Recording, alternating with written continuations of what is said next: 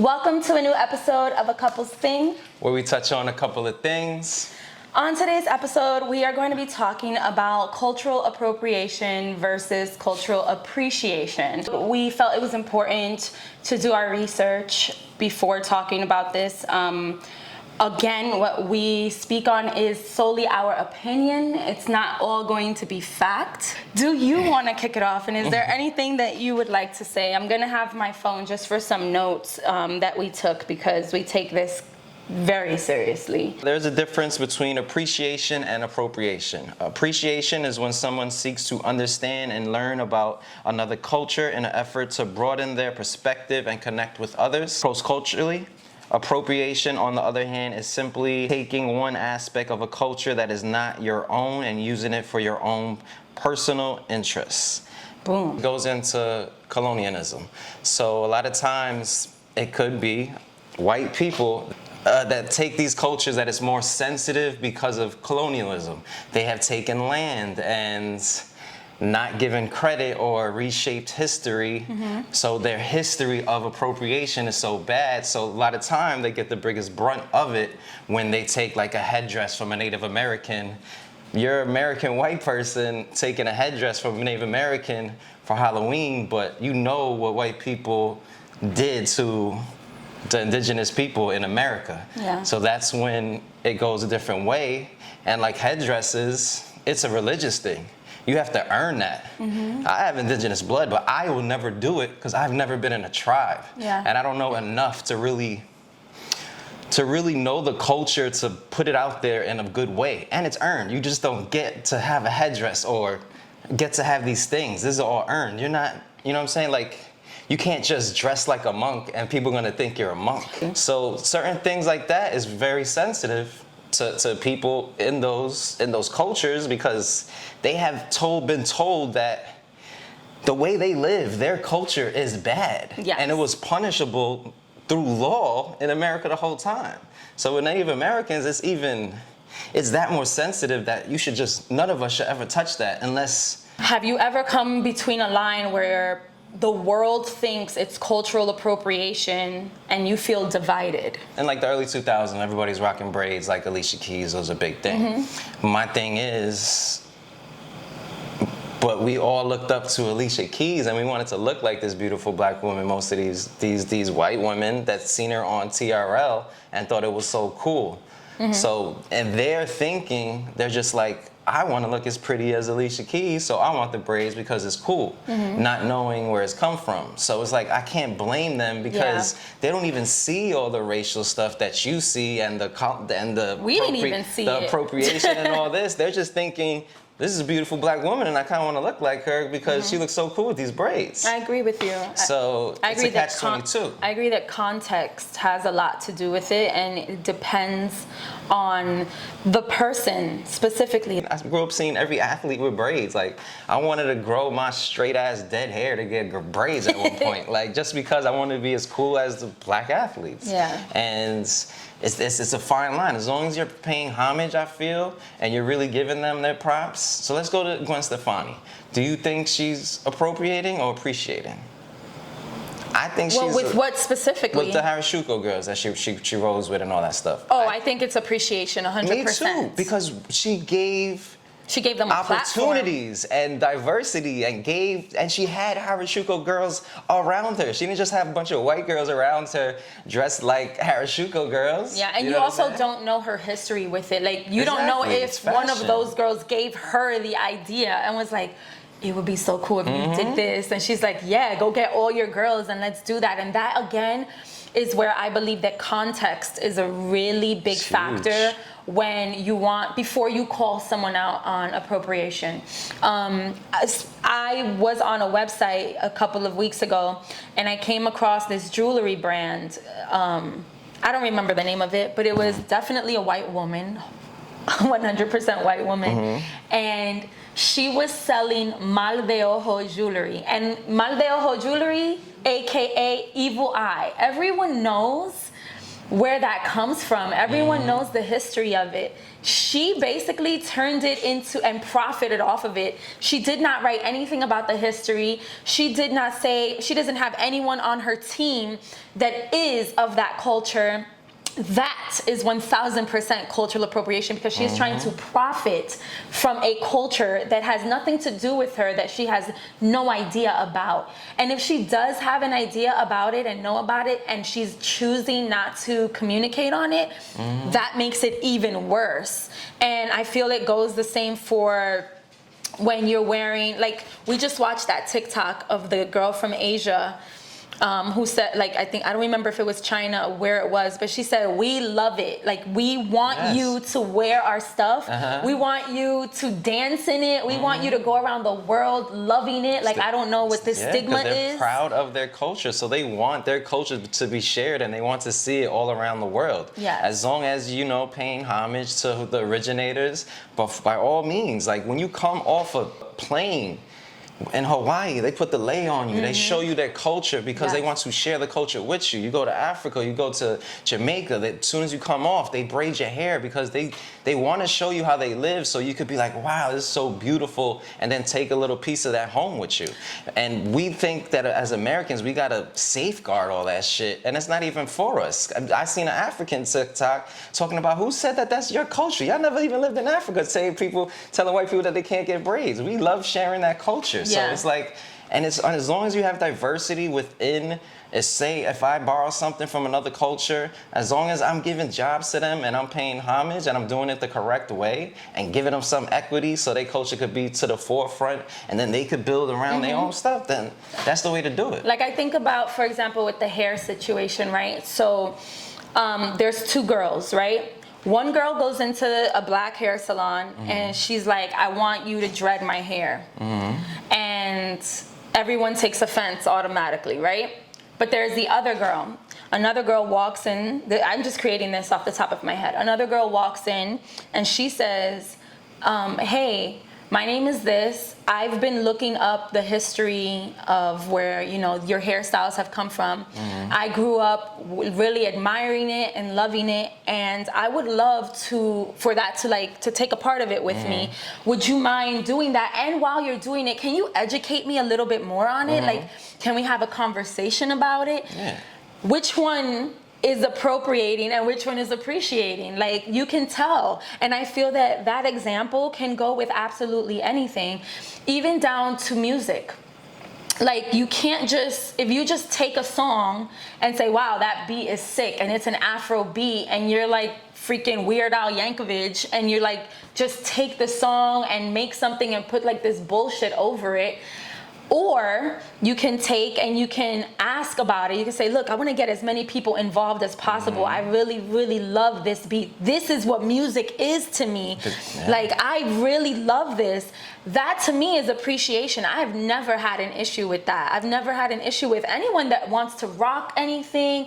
If you are white and you feel that you want to be a Rastafarian and live like one, as long as you're respecting the culture, you are giving back to the culture, and you are making sure that you're protecting them, that's really all that matters, right? Of course. And I will go back to what you're saying with like Rastafarian. I think that's where it could get tricky. And unfortunately, white people have a bad record of taking stuff, changing history, and making it their own. But that's nothing against your people that are in our generation that had nothing to do with that, but we can't co-sign that at the same time. So at the end of the day, it's like the yoga thing, it's like the spirituality thing. Like, we're looking at all this stuff as a white thing, yoga, or like Pilates, where we know like it came from India, and spirituality comes from, you know, India, Buddhism, and stuff like that. And when you try to remix it and then act like you're the experts of it and this is the thing that you do, that's when we have to issue it. Like, let's pay homage and let's really let the teachers teach. Stop picking up spirituality for for 6 months and now you want to tell everybody how to be spiritual. No, learn from the higher beings. Learn from the people that have been doing this their entire life. Yeah. And that's the thing where it gets tricky, is when you try to flip it, remix it, and then put it out there like nothing else. So I want to just touch on really quickly, what are the different types of appropriation? Dance, clothing and fashion, religion, language, music, artifacts, and food.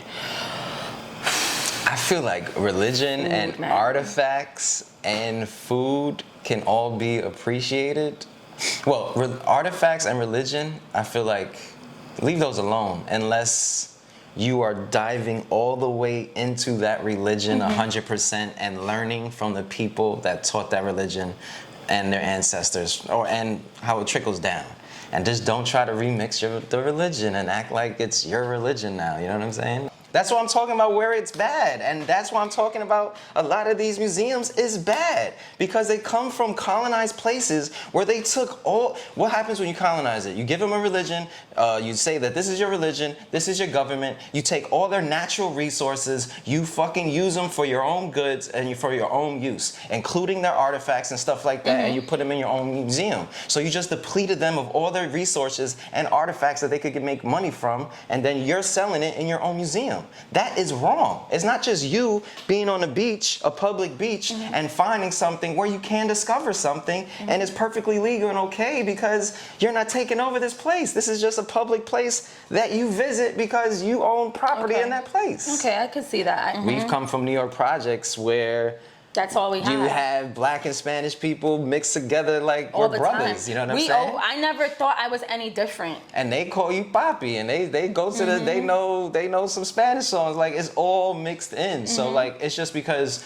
it's being in a microphone in places where that's not cool because they never mixed like that. I think also with the times changing, it's like people are bringing in a lot more. Today, like Gen Z, they're noticing like this is kind of inappropriate. Like, why is this okay? And it's not that it's okay and that it's not. It's that it's just the way it was. Yeah, it's genuinely the way it was. And if you're not, and one thing specifically, if you are not from New York, you are never gonna understand what it was like to live in that time unless you lived through it. Like I never started to see myself. I am both Latina and I am Black. I'm a mixture, but I never thought that I had to choose. I never thought that I wasn't a part. It wasn't until 2018, literally, where I was told in a job like I was too light skinned, like, and colorism issues were brought up to me, and I'm just like, which is a topic that I hope we dissect at some point next month or something. It's just we want to do avid research and maybe have different people perspective on it, but I mean, we could it's our perspective. You're Afro-Latina, either you feel like you fit in both places or you don't fit in either. I don't, dude, not anymore. I felt like I did at one point.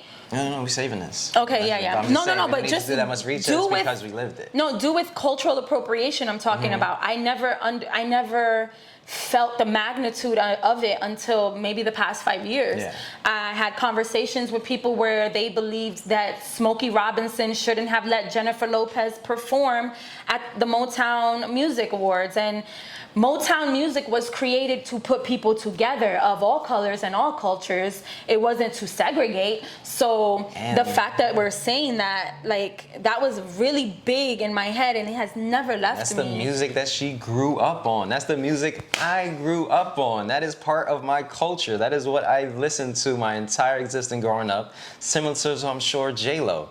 What do you think we listen to? Only Spanish music? We speak English. Like, we grew up on Motown, bro. Like, this is part of us. And J-Lo, you know, she's from the Bronx, bro. If you go to the Bronx, it's Black, Spanish, like this, bro. Like this, that you understand. But what we gotta understand is we're just not in New York. We are in America. We're in a world where some people will be offended that other people are using this word. They don't even care about if you have Black in you as Afro-Latino and stuff like that. My thing is, if it's offensive to people, it's a word that I don't need to do. Exactly. I don't need to do if it really offends somebody that much. Ways to take part in a culture without exploiting it. 4 things. Examine your own culture. Listen first. Consider context. In my opinion, considering context is honestly the most important part, because just because you say something and you feel some type of way, you have to know the context and the history of what you're saying and who's saying it and why they're saying it, and don't just jump into the conversation because you hear it and it strikes a chord. Like, make sure you have all your ducks in a row before you go to attack someone, like, or let them know how you feel about something. Listen, I am one of the most calculated debaters, arguers. Whenever I have he knows, whenever I have a conversation with someone, if I stay completely quiet, it is because I am completely unaware. I don't know all the facts, and I'm a fact person. I'm not somebody who's just gonna spew opinion and spew hate and like try to shut someone down for something that just hurts my soul a little bit or what I feel is right. I think everyone should take the approach of, let me dissect this individual. Maybe this person is adopted and was raised by only black individuals. Like, there's so many layers to context and to what people say and do with their lives. I just feel like we have to be more cognizant of that before we destroy someone. I'm also starting to look at like cancel culture when it comes to cultural appropriation. I'm looking at it differently because a lot of people do not know what they are doing wrong. They see a love and a passion for something, and maybe at the moment that they share it, it's only a love and a passion and they haven't dove into it yet.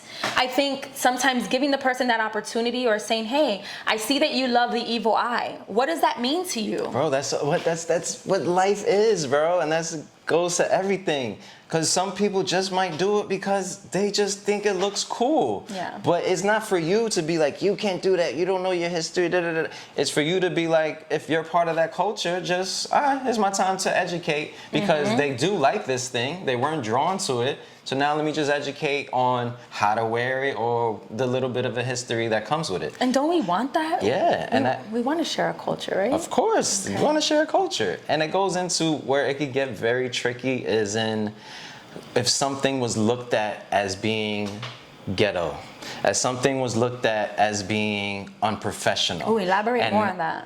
As professional, so that goes to the braids. You didn't want me in your office with these braids, but then Becky comes in here with the braids and it's cool and it's professional. But you told me I wasn't professional or I was ghetto for having them.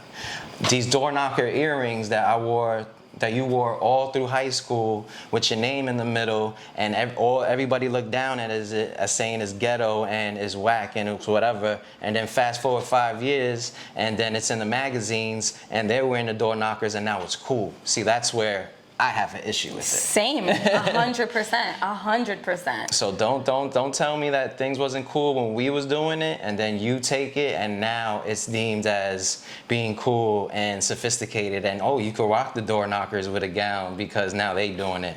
Like, you just called me ghetto 5 years ago for doing it. Yeah, I remember many years ago. I was a teenager. I was so young. I didn't understand a lot of shit.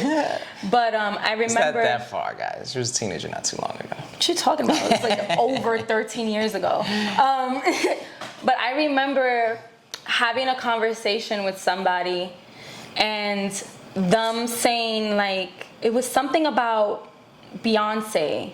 And it was something about cultural appropriation, and they were like, how can Beyonce even talk shit when all she does is wear blonde wigs and all this stuff? And I was a part of the agreeance in that. And I no longer am, because I understand that black women, and this is called educating yourself. It takes nothing, and it's okay. I think one of the biggest things is, like, we on this channel can say when we've been wrong with something. We call ourselves out just to show our growth and to show, like, yo, it's okay to learn and to basically say, I was fucked up and I was wrong about this situation and this whole analogy. You're wrong because you learned. Exactly. So therefore, I look at it now, and I'm so much more understanding. And I look at that Nicole that thought that along with the person that was saying it. Black women wore wigs because they were not allowed to wear their natural hair in a professional environment. It was something that was forced upon us. So therefore, like, I completely take that back. And I also had to live it, like with my hair being curly. Oh my God.